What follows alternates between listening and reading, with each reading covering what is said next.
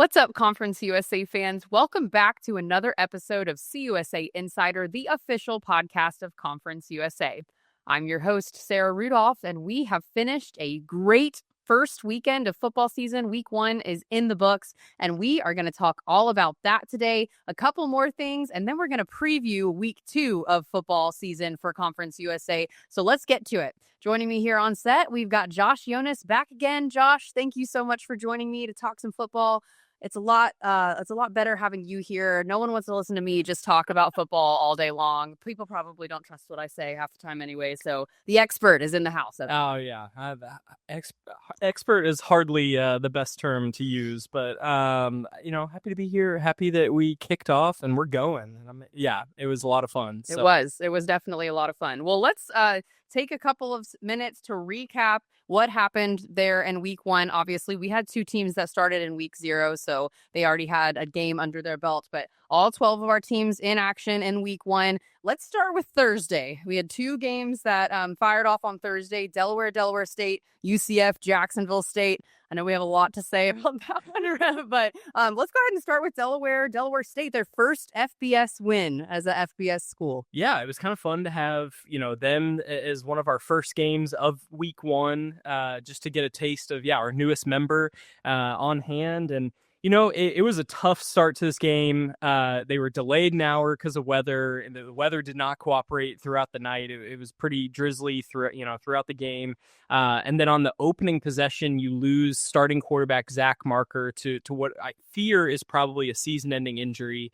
But fortunately for the Blue Hens, Nick Minicucci comes in and plays his just mind out the rest of this game. I think he completed almost 75-80% of his passes. He was extremely efficient throughout the game, led this Blue Hens offense. And I think just getting that first win, it was a little bit of a struggle at first against Delaware State. I think they were a little extra fired up. It was their first game under head coach Deshaun Jackson, which for anyone who remotely followed the NFL, you should recognize that name and the talent that comes with it. So obviously he brought a lot of dudes into that program, but Delaware takes care of business. Like I said, Minicucci finished 28 of 36, 251 yards, 3 touchdowns. So also led the Blue Hens in rushing, had a touchdown on the ground too. So it was a fun start for the Blue Hens. I think there's definitely some work to be done.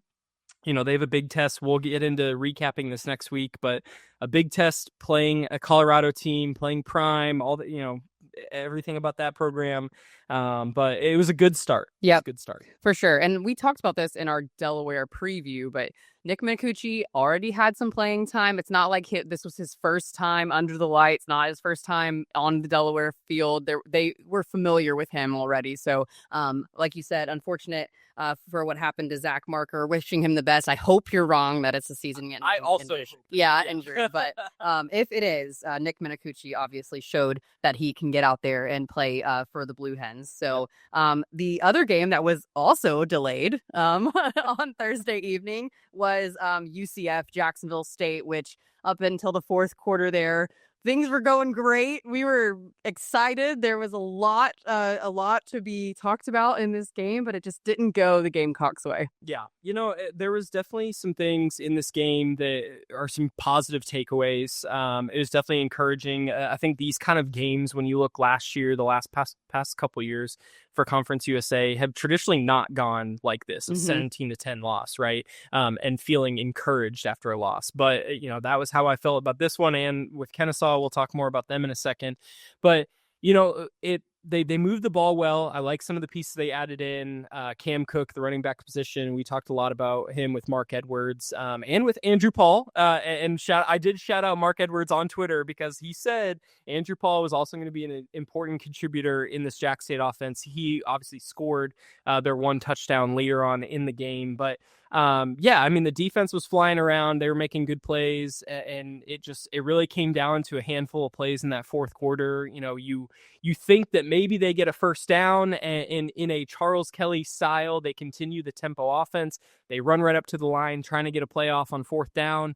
Again, this is obviously me being the armchair quarterback, right. But you watch that and you can't help but think, well, maybe if you'd waited just a little bit, called a timeout, forced a review, could something have changed? But, again, when I do appreciate his commitment. It's very Dan Campbell-esque, right? I mean, everyone last year or a couple of years ago, whenever, they lost a game going for it on fourth down, and he said, hey, look, this is our identity as a team. We are going to go for it on fourth down. We're going to play fast. We're going to play hard. And, they did that. And so you got to credit them there for sticking to the way they wanted to play this game. And unfortunately, they can't convert on fourth down. UCF goes and scores on a big play touchdown, which is something that, the big plays weren't coming, very often for either team in this game. But it was a tough one. Yes, a really tough one. Like you said, it was very encouraging. I think that Jacksonville State fans kind of, the takeaway from that game, we just really didn't know what they were going to look like. A lot of newness, new coaching staff, new quarterback, new, a lot of new. Yeah. And so I do think it was really encouraging to go out against a Power 4 opponent and to lose just by one score. I mean, like you said, there's been a lot of times in the past couple of years where you take a game like this and we would love a one-score loss. Right. And your takeaway is the paycheck, right? Yeah. That's the only thing to say. and another team that almost took away a paycheck and a W was Friday night, Kennesaw State versus Wake Forest. We talked about this one at length in the office today after getting back after the holiday. That was so tough. Tough loss there for the Owls. That one hurt a lot more just because, again, Jack State and UCF, yes, there were those moments we talked about that, if it had gone this way, that way, whichever. But ultimately, I think UCF made the plays they were always going to make, and Jack State just kind of fell short, right? This one, I feel like all of us lost a little sleep over this one because it really came down to two mishaps early on in the game. You miss a PAT, you go down. After Wake Forest scores on their opening drive, you answer with a quick drive that was super exciting. I mean, I was floored. Yes. Their SID. I texted Trey and Judy in our office, and I was just like, I've never seen. Now, granted, this is only Kennesaw's, second year in the conference. Right. But we had never seen anything like that first drive because just the tempo was so unlike Kennesaw. They were passing the ball, which was just, we talked about just the way that Jerry Mack was going to make over this offense and all the new pieces he brought in. I really liked what I saw from Dexter Williams. Me too. I think that he is going to make a lot of really impressive plays down the stretch. When we get into league play, I think he'll really start to shine. But yeah, I mean, they score on this first drive and then you miss that PAT. And ultimately, I mean, I won't even, before we get to the second mistake, I mean, that one right there is a difference maker, right? Yeah. I mean, that means you're going to overtime. And so you miss the PAT, you miss another field goal later before you inevitably change kickers. And you just can't help but wonder, what could have been freshman kicking at the beginning, would he have at least made the PAT? Would he have made the field goal that could have potentially won them the game? That one really stung. This one was just a weird game because, like I said, both teams scored on their opening possession, and then everyone just seemed to keep stalling out throughout the game. And what I thought was interesting, the broadcasters kept bringing this up. Both teams play tempo offense, and they continued to play tempo offense even though they weren't moving the ball. No one just stopped to say, hey, let's huddle up, let's take a break, let's kind of catch our breath a little bit. They just kept pushing and pushing, and yeah, comes down to, again, a couple tough plays at the end of the game, and you're just kind of left to throw your hands up a little bit. Yeah. But again, I think there was a lot to take away from, again, from both of these games with new coaches, new personnel on both sides of the ball. You have to feel very encouraged. And I think especially with Kennesaw, I really liked, I love the video they put out about this motto on defense, the hit 'em thing, hit everything that moves, right? And you saw that intensity throughout the night. They were making a ton of third down stops continually, just getting the ball back, for their offense, bailing out, some of these other mistakes. And then even with, they had a blocked kick. Mm-hmm. There was just a lot of plays that they were making that, again, in year one, we just did not see this kind of intensity outside of the Liberty game, right? From the Owls. So I'm really excited. They have another tough test with Indiana this week.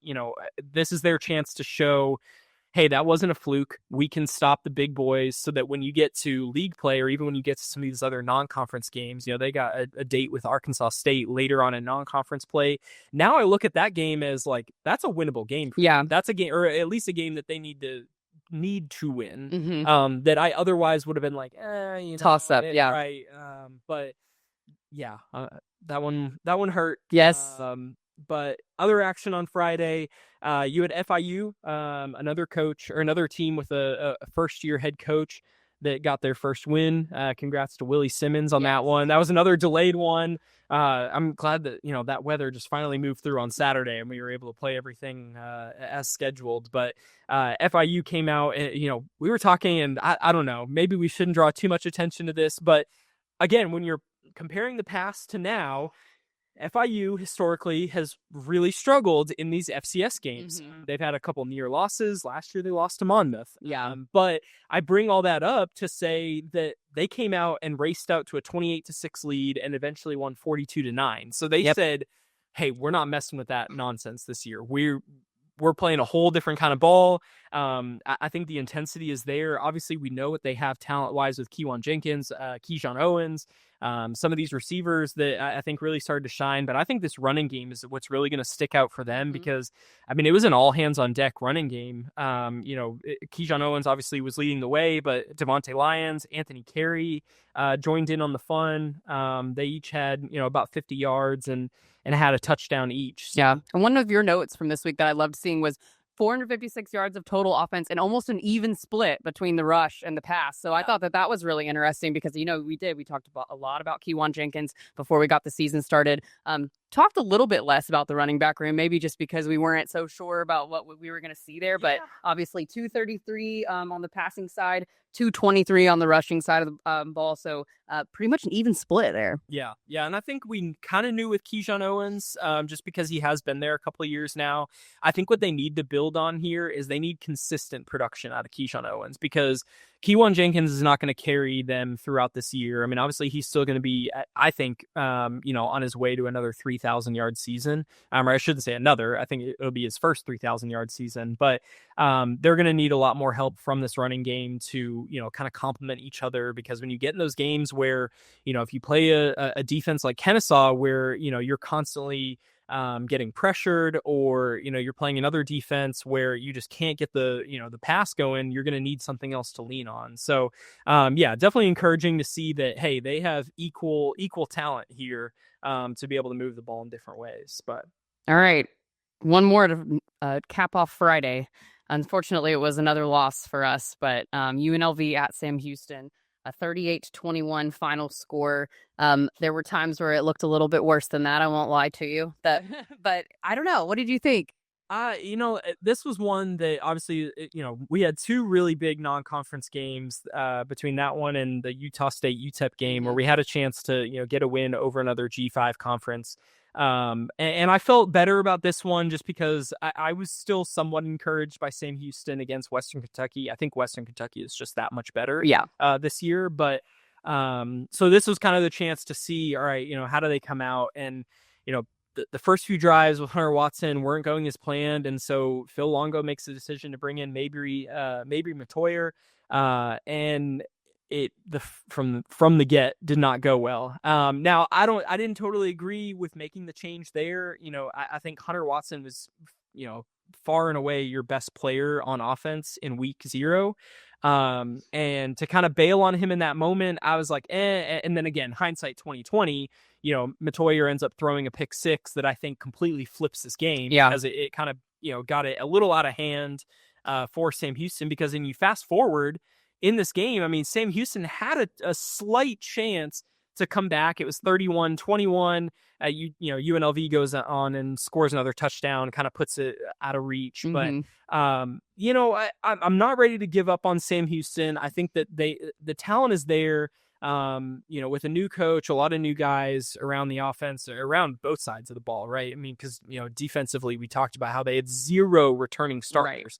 Right. And they're still trying to kind of find their identity there, find out who their stars are going to be. It'll come in time for them. Obviously, it doesn't get any easier. They got to go to Hawaii this next week. Then they have Texas.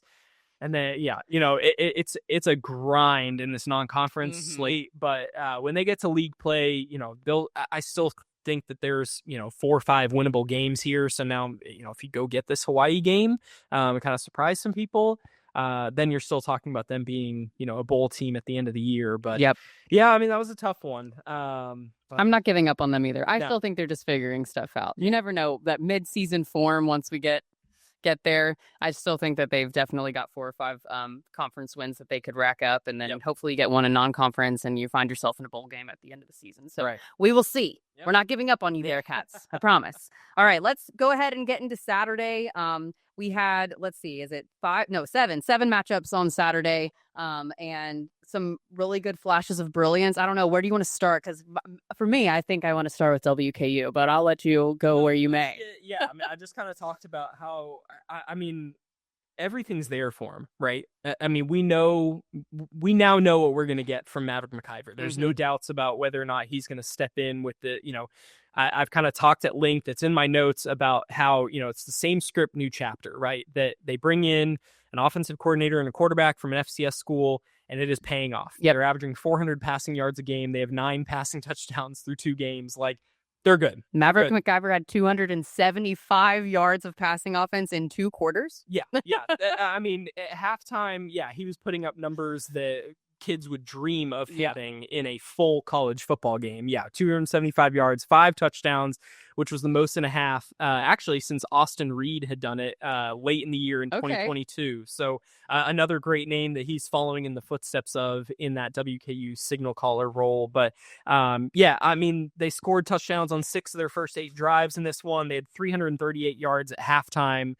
They just easily put away North Alabama, which, obviously we expected them to do. Sure. But again, you look at that. I mean, that's a score that, a Power 4 team is beating, FCS schools by. Right. So they are leaving no doubt about what their identity is going to be as a team this year. That is going to be, high octane offense. They're going to be a bend, don't break defense. I felt like every now and then I'd tune in when North Alabama was on offense and they were getting the ball down the field, but again, only comes away with, with 2 field goals in this game. So, I'm really excited. Obviously, we'll talk later. We finally get their first big test this weekend to find out where they really are. I assume Maverick will continue to make plays for them and score points at will. But it's really going to come down to, as it always does with their defense, we know that they've relied on, being the turnover tops in the past to stay in games, to get the ball back and put more points on the board.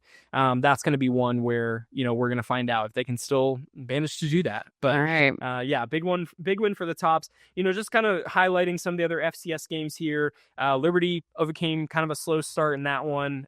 Flames quarter, 4th quarter Flames, baby. I know that the Flames fans were a little nervous in this one, but it was just, this is how it started last year against Campbell. They were kind of slow out of the gates, and then you get to that second half, the other team gets worn down. Defense did what they needed to do to keep in this one. And, again, there's just, I hate to keep talking about how much newness there is in the league, but this is what, we were expecting in week 1 is, a lot of just slow starts because it's the first game for everyone. You got a lot of guys that are learning how to play together, still learning playbooks, whatever it may be. But, ultimately, when you look at the final box, you got to feel pretty good about Ethan Vasco. He accounted for all 4 of their touchdowns. He had 3 touchdown passes, ran for another one. He ran for 63 yards. So, obviously, a running quarterback has been key for them in the past. So, and then moving on to La Tech, another one, kind of a slow first half. Got 1 field goal there at halftime. Right. But blamed him. Ended up with a 0 on the scoreboard on the other side. So against anyone is impressive because you get late in the game, and to keep a team that in Southeastern Louisiana is a respectable program, to keep them off the board is obviously very impressive. The linebacker trio for La Tech is something to watch out for. We talked a lot about Colby Fields last year. He's back for them. But this year it was Makai Mason, who had a monster first game, 9 tackles, 4 solo stops, 4.5 tackles for loss, 2 sacks, and a pass breakup. I mean, he was just everywhere making plays. And he was our defensive player of the week this week? Okay. Defensive player of the week. And then Sifa Leota, who we talked about. We love the name. Love the name. Great one. Also had a great game for them. So, I mean, they have a great 3-headed monster there, kind of in the middle of their defense that will continue to make plays. I was honestly a little bit surprised when they came out on offense. I was fully anticipating Evan Bullock to be QB1. Really didn't I honestly didn't know that there was a quarterback competition. And when Right? we talked to them so early on in our series because we thought that Evan Bullock was, A the shoe-in. shoe-in, yes, Mm-hmm. one, and weren't really talking, about there being a quarterback, competition, but, comes out and I'm like, okay, wasn't expecting that. Yeah. And by the game's end, they were moving the ball fairly well. Kind of relied more on the run, later on in the game, but I'd be interested to see if that sticks or if it was just kind of a, hey, we're gonna throw someone out because it's a, an FCS game. But It's interesting that you say that. This is CUSA Insider, so we do the insider information here, right? So during my interview with Sonny Cumbie at Media Day, I asked him a question about Evan Bullock, and he made a face for a second to where I thought maybe I said Evan Bullard or like the wrong name, and I didn't. I went back and watched it. I was like, no, I said his name correctly, and I'm like, I wonder if he knew something then, and he just wasn't giving me any information. Yeah. So that's my tidbit. Yeah. For that doesn't really do anything, but I'm glad that it wasn't just me. No, but... it wasn't just you. So, but that was a great win for Louisiana Tech. Let's round it off with the other win, and then we can just skate over the losses here really quick. But Mexico State went out, beat Bryant 19-3. Obviously, also a slow start for them, but they pulled it out. Any takeaways from that game? Yeah, I mean, it was big fourth quarter for them to pull away in that one. I think we talked about it in the office today, really liked what we saw from Logan Fife. He made a couple of really impressive throws. So, it's week one. Everyone's playing, pretty simple playbook. They don't want to give away anything, too insightful. But, they got a big one against Tulsa this week. So I imagine they were kind of just like, yeah, let's just get through this one. Yeah. And then we'll really kind of roll some stuff out next week now that they have an idea of what the offense will look like. But yeah, he looked great. It was just kind of, they just got it done. Yeah. There wasn't, a whole lot of takeaways in this one. Defense looked great, but, really need to see them against a team like Tulsa this next week to, kind of make a real evaluation of them. But they got the win, and that's all that matters. So, I mean, looking across some of these other games, UTEP, isn't kind of the same way. Obviously the outcome didn't go the same way for them, but really like what we saw from Malachi Nelson. He had a great touchdown pass on the opening drive. And I think it was just a tough environment for them to play in. I know Utah State, they get a really good buy-in from their fans, and I'm sure the environment was just tough for them. Yeah. But excited to see kind of how Scotty Walden can continue to build that program and win some games in conference play and hopefully in non-conference play too. And then Missouri State, kind of figured that they were going to get roughed up a little bit at USC, but did see some flashes there. Jacob Clark got his first touchdown pass, for them as an FBS school, and their first FBS touchdown. So hoping they can build on that. They've got a big one against Marshall this week. We'll kind of see, all right, what are they really, right? 'Cause it's so hard to tell when they're, you get beat like that against a team like USC. Sure. But yeah, so overall, it was 6-6. It felt like a very 500 week. Yeah. There was a lot of good, a lot of bad. But I think there's still some good to build on, and feeling a lot better about some of our other non-conference games coming up because of what we saw in some of these games. So yeah, it could be worse. You could be an Alabama fan like me.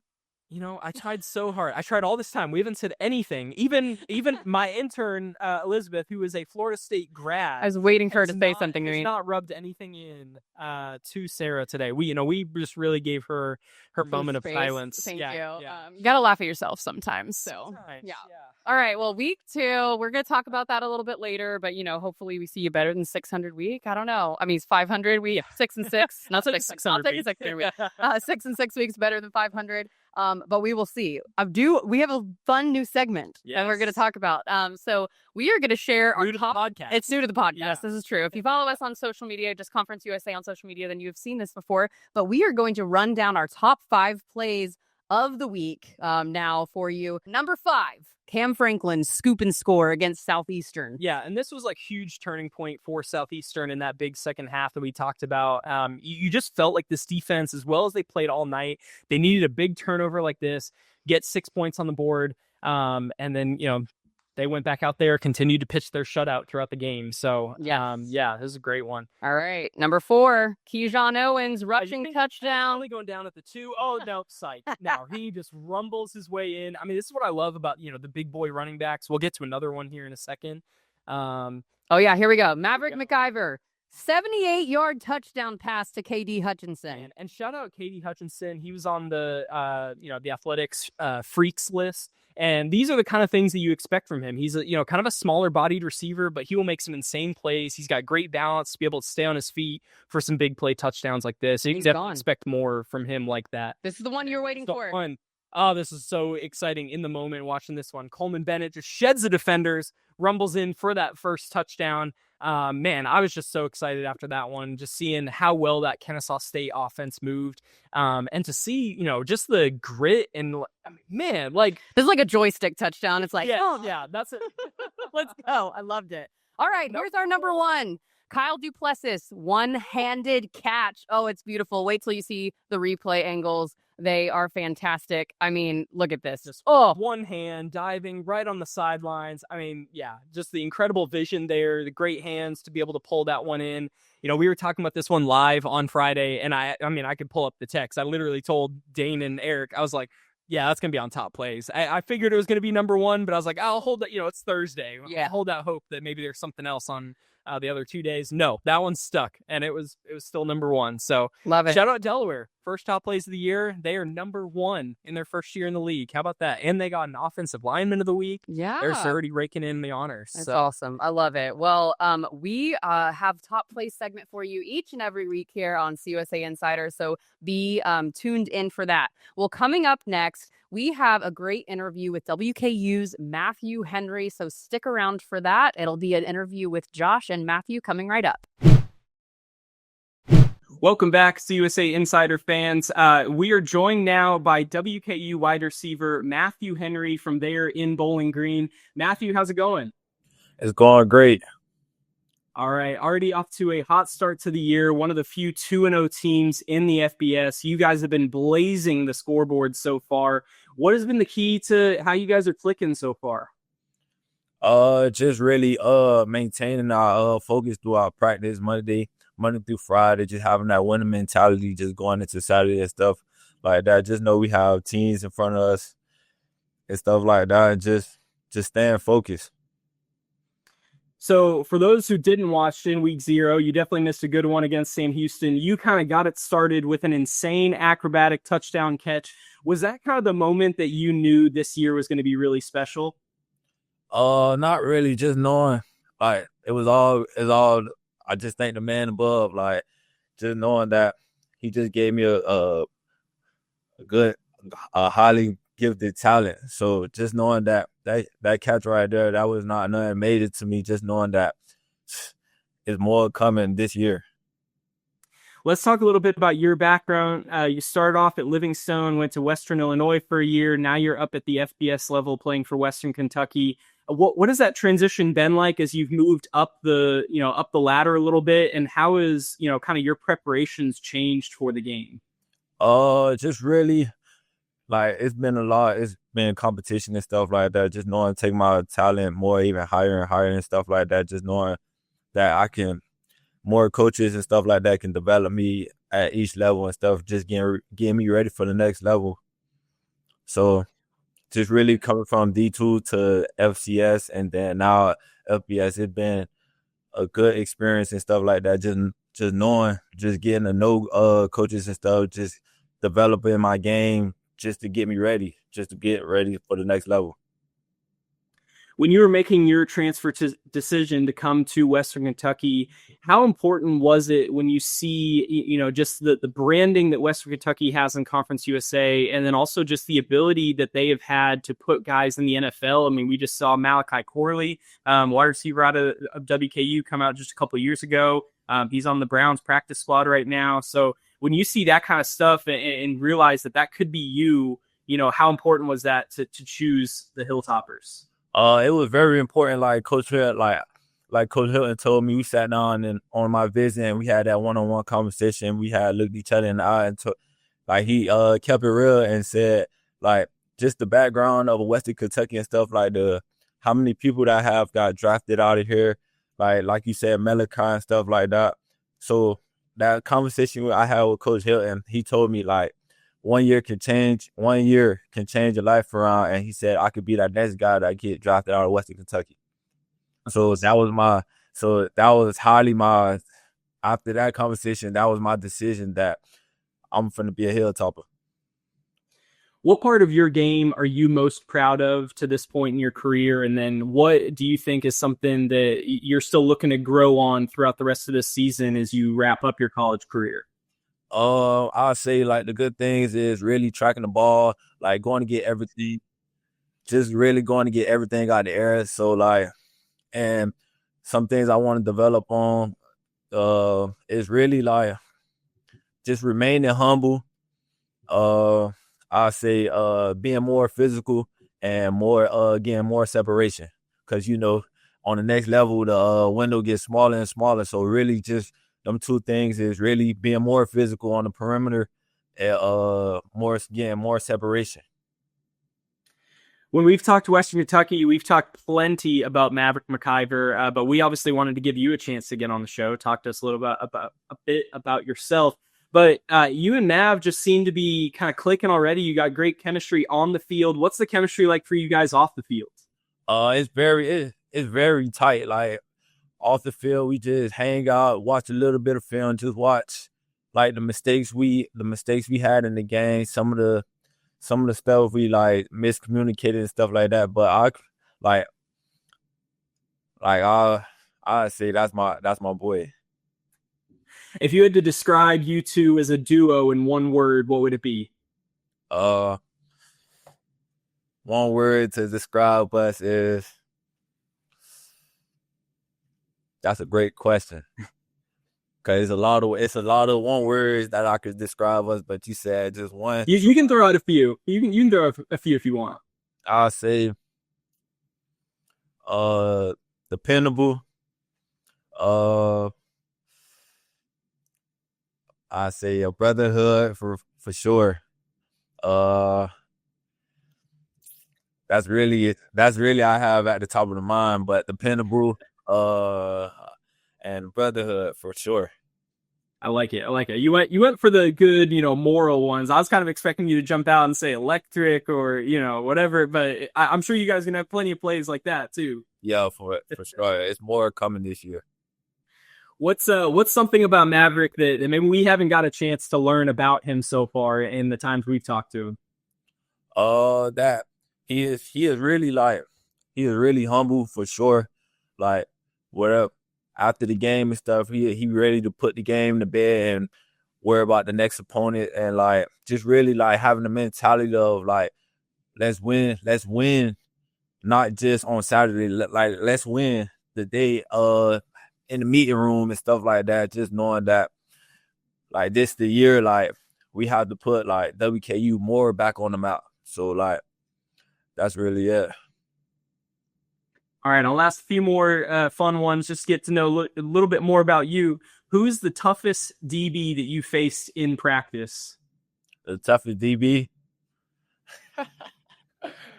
I won't say I don't have a toughest DB, but all our DBs is solid. So like it'll be some days in practice we'll go at it, this and that, but I won't say a toughest DB, but all our DBs is solid. It's tough. I like it. Standing up for the whole group. Yes, sir. If you could take a skill from one other player on the team to add to your game, what would it be? More knowledge. More knowledge. All right. Who's the one dishing out the most knowledge to you on the team? Quarterback. Go ahead. Quarterback, and I say the coaches. It's never like you can't never take too much knowledge. So like just having more knowledge it'll be awesome. Nice. What's first on your game day playlist? I say probably I say Young Jeezy put on for my city. Nice. It's a great one. What about some other pregame rituals, things you got to eat before a game? What else do you got to do to get fired up and locked in? Nothing too major and stuff like that. But something I go to like before the game is Waffle House, something like that. They open 24/7, so like that's that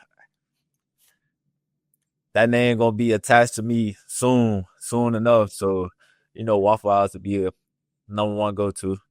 You're out here trying to sell the NIL deal with Waffle House. I like it. What receivers in the NFL or just in college too that you try to model your game after? It's a couple I have in the NFL like speed wise. I say Tyreek Hill.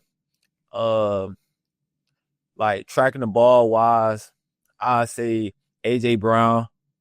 Hand wise, I say Jamar Chase, and like the route running, I say Devontae Adams. Pulling out all the big dogs here. I like the confidence. And maybe this will kind of lead into this next question. Build your dream wide receiver room of guys. Could be past, present. Again, it could even be college guys. Who's in your dream? Four receiver set. For sure, I'm gonna say Megatron for sure, because that's what they used to call it when I was little. Because just going up, getting the ball, and then attacking the ball in the air. Speed wise, I say Tyreek Hill, the cheetah.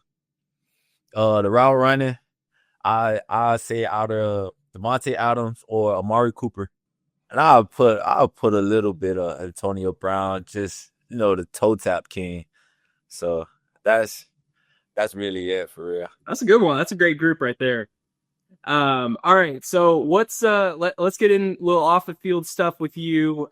What's your major? What are some of your aspirations when if football runs out, whenever that happens, what are you looking to do afterwards? My major is general study / business, and my aspiration is just NFL / CFL, whatever God's got plans for me. But if football don't last that long, but really just trying to get a good job. But by that I say probably like a business guy, just switching up the flow, like business attire and stuff, like suit and tie, just NIL or an agent or something like that, just working, dealing with money and stuff like that. Because I'm a business guy, so like I just want to switch up the flow, suit and tie. Just want to dress, dealing with marketing and stuff like that. So like, really, that's my aspiration and stuff like that. Just working with college, NFL, next level and stuff like that. All right. Are you the best dressed one on travel days? You the one with the drip? Not really. I just come prepared for the game and stuff like that. But I could throw a little something on, but I just come ready to play. There you go. Humble. I like it. Well, as you guys prepare for this next week, you got a big one at Toledo. Obviously you weren't there for the game last year, but for those who watched, an incredible game, came down to some of the, last minute plays in the fourth quarter, gearing up to be another big one. They had a close one against Toledo in week 1. Obviously you guys have a great train running for you right now, being 2-0, but as you guys prep for this one, what's the vibe around the locker room? Just really winning, just going 1-0 every day. Like just having that mentality to win in the meeting room, win in practice, just knowing it's gonna be a good game this week and stuff like that. And it's gonna really just come down to fourth quarter and the 5 minutes, like who can control the ball that game and stuff like that. All right. As you look down the rest of the season, what are some personal goals for you and goals for the team that you're looking to help them achieve? I just want to have like break the receiving touchdown and receiving yards from last year. That's for sure. My personal goal is just really just want to have that legacy once I leave here from WKU, so I could just come back and everybody just knowing that everybody know that that's Matthew Henry right there. Just having that legacy once I leave. And another goal is just really just putting up 2025 on the stadium for Conference USA championship. And that's really it. Just really leaving a legacy here. All right. Anything as fans, continue to learn about you, what's your message to the WKU fans for the rest of the season? Just really, if you don't know me, come to the game or watch the game and you will know me. All right. That's awesome. Well, Matthew, thank you so much for joining the CUSA Insider podcast. Best of luck this weekend and the rest of the season. Who knows? Maybe we'll be talking to you again later on when you guys are chasing a conference championship or even at the conference championship in December. For sure. Thank you so much to Matthew Henry for joining us here on CUSA Insider. We've got some more fun stuff in the program, so don't go anywhere. We're going to talk a little bit of women's soccer and volleyball before we get into our previews for football in week 2. So let's get started. What do you want? We want to start with women's soccer first, volleyball. Where do we want to go? Let's go volleyball. All right. First on my notes here. So, and we're fresh off opening weekend, so we're more pumped up about that. Right? Yeah, that's right. Let's go. No, we're equally pumped up about all our sports. That's what I meant to say. That's right. Exactly. It was also the opening season or a weekend for cross country. Don't forget. This is true. Yep, had our first cross country athletes of the week today, so it's just we're full swing in fall sports season. But big weekend of volleyball. UTEP and Liberty both went 3-0 in the opening weekend. We expected them to be towards the top of the standings. Another one, WKU. Obviously, be remiss if we didn't talk CUSA volleyball and didn't talk about them. Went 2-1. They've got a big one coming up this weekend against number 25 Dayton in this Marquette tournament. So a chance for them to, they still started 2-1, dropped a 5-set match to Drake that, we were like, okay. That one should have been one that, they had, but chance to bounce back against that one, but had a couple big wins against Power 4 teams too. Yeah, for sure. I mean, I think it's been a really great weekend for CUSA volleyball. Liberty beat Big Ten foe Rutgers, which is great for them. Starting off 3-0. I know UTEP and WKU got talked a lot about when we were talking about CUSA volleyball, but good to see Liberty come out 3-0 in their first weekend of play and beat a Big Ten opponent. So should see some really good stuff out of WKU. I know that obviously dropping one in the opening weekend, that's got to be tough. I need to see if we can find in our notes the last time that's happened. I mean, maybe saying some Power 4 opponents or some ranked opponents, but I feel like they usually start undefeated. So yeah, I know last year they had dropped one early, but it was against a ranked team. So yeah, it's just always those ones that you just feel like they kind of got away, especially in a 5-set match. But I trust that, if anyone's going to bring them out of that, it's definitely not a dark moment. Yes. It's the first weekend of the season. But we have a Travis Hudson bobblehead back here somewhere. And Travis, we trust. Yes. We'll be all right, WKU. But some national leaders out of the first weekend. Savannah Cook from FIU ranking 8th. With 11.5 assists per set. Also, one of our other Power 4 wins. I was going to say they Duke in their slate this weekend. Can't believe I forgot that one. Yeah, great win there for the Panthers. And then Mia Fox at New Mexico State ranking 13th nationally with a 548 hitting percentage. So some good stuff out of CUSA volleyball in weekend number 1. Excited for some more matchups in week number 2. Like you said, WKU facing a ranked opponent, number 25 Dayton this Friday in that Marquette tournament. So we'll have to tune into that one. But moving over to women's soccer, a couple weekends under the belt there for women's soccer. Delaware coming out to a great start, their best start since 2006 at 5-0-1. Yeah. I know that Eric, who was covering our women's soccer for us, was super excited about that. Really looking good. And then Liberty, great weekend, 1-1 draw against number 24 Virginia, and a road shutout at Old Dominion. So some in-state foes that they're getting the better of, which is great for them. They had already beaten James Madison early in the year, so yeah, gotta love seeing it. Hopefully that they can share some of that in-state luck with the football team, who still has yet to play James Madison and Old Dominion. Yes. So hope that keeps up. But yeah, great for, Delaware. Gotta love seeing the newbies getting some love. Yeah. I think we kind of expected this again from a school like Delaware. with how competitive they were in the CAA across all sports. Obviously, we talked a lot about that with Missouri State too, and expect to see that as we get into some other sports seasons. Yeah, awesome start for the Blue Men. Some things that Eric shared with us earlier, though, Missouri State and New Mexico State not getting off to the start that some people expected, especially, Missouri State at the top of the conference in the preseason poll, we aren't really necessarily getting what we expect out of them, but both of them have played some really tough Power 4 opponents. So we'll have to see how they fare out through the rest of the season. But another team that's doing really well and has a really big game coming up this weekend, one to watch, is Middle Tennessee. Right now they're 4-1-1, great record to start out the season, but they play number 25 Vanderbilt at home this Sunday, 6:00 p.m. In-state rivalry. Yes, too. A little in-state rivalry. So they play at 6 p.m. That game is on ESPN Plus, so that will definitely be one you want to tune into. And then Penn State, we talked about Liberty and their Power 4 opponents. Penn State is visiting Liberty 12 o'clock Central Time on Sunday as well. So some great Conference USA women's soccer going on this Sunday. Yeah. And then another note on Middle that Eric had shared too. Tyja Frazier for Middle Tennessee has 3 game-winning goals already. They have 4 wins as a team. She has 75. She's responsible for 75% of their wins. That's crazy. So yeah, I think that she's definitely one to look out for in this Vanderbilt match. All right. Yeah. So some great women's soccer, some great volleyball coming up this weekend. If you want to figure out what times those games are at and where to watch, be sure to go to conferenceusa.com and check out the schedules there. All right.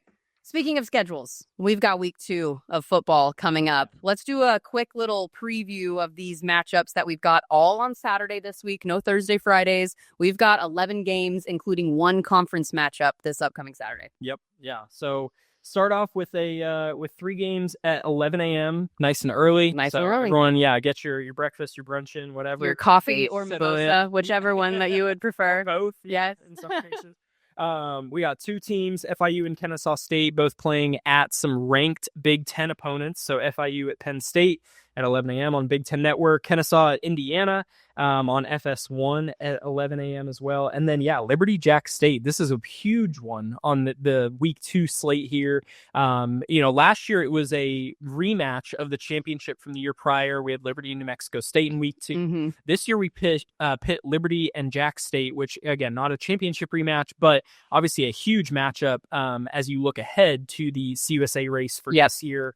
A chance for Liberty to go on the road, potentially pick up a big win at Jack State, or a chance for Jack State to prove that their tight game against UCF was not a fluke. Yep. And a chance for them to really kind of show more of their identity in year 1 under Charles Kelly. It's super exciting to have this matchup this early in the season. Like you said, this could have huge implications for December when we're looking at the Conference USA Football Championship.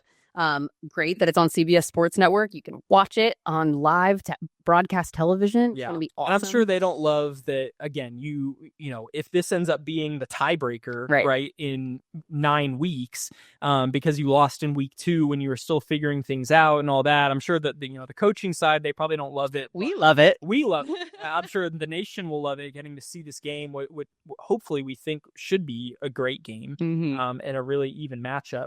And then I'm looking at Kennesaw State, Indiana still too, because there's some storyline there too. Dexter Williams was at Indiana. Sure. And so, he had to stop in between there and Kennesaw State, but he is a former Hoosier. Yeah. And so he's going back to Bloomington, ranked opponent under the lights. Well, maybe not under the lights at 11 a.m. It does rain a lot in Bloomington, so you never go. But I'm excited to see that one too. And FIU versus Penn State. FIU, obviously, FCS opponent in week 1. What are they going to look like against Power 4 opponent in week 2? I think there is a lot there to talk about. But another Power 4 opponent for a Conference USA team following at 2:30 on Fox. Delaware taking on Colorado. Yeah. And this one's going to be a weird one for us, right? Because obviously Caden Salter being QB1 in Colorado, it was a kind of up and down game for him. He made some really good plays, but there at the end of the game, when they were kind of tossing some things up to try and get the win, it wasn't looking so hot, but obviously we know how talented Caden Salter can be.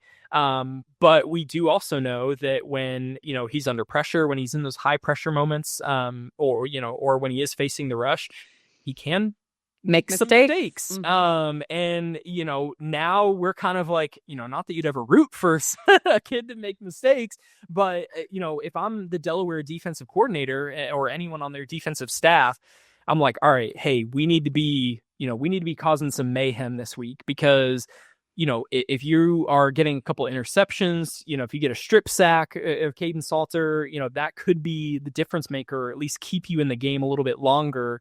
If you're able to get Nick Minicucci back out on the field, get some more points on the board. So that's one that's definitely intriguing. That will be on Fox. So another, big nationally televised game. And then the rest of the kind of early afternoon slate, we got Middle Tennessee at Wisconsin. Another tough one at a Big Ten opponent. Yep. Then we get into some really interesting games as we go through the evening and the night slate, the late night. The slate. late, yes.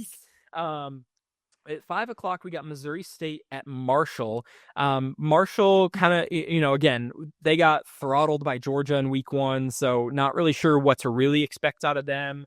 But it was the same boat for Missouri State. Yeah. We did see a great couple drives out of Jacob Clark against USC, but this will be a big one for both of these fan bases to say, okay, what does our team really look like, right? And can Jacob Clark compete against kind of some comparable teams in other G5 conferences? Now on the road, that's going to be tough, right? Up there in Huntington. But that's one that I'm really excited for. I think the biggest matchup of the week, the conference matchup is a big one too, but WKU at Toledo probably has the most at stake for us as a conference because of the hype around Toledo. They had a very impressive performance against Kentucky in week 1. And this was a great game last year. For those of you who didn't tune in, it was kind of looking a little iffy at first.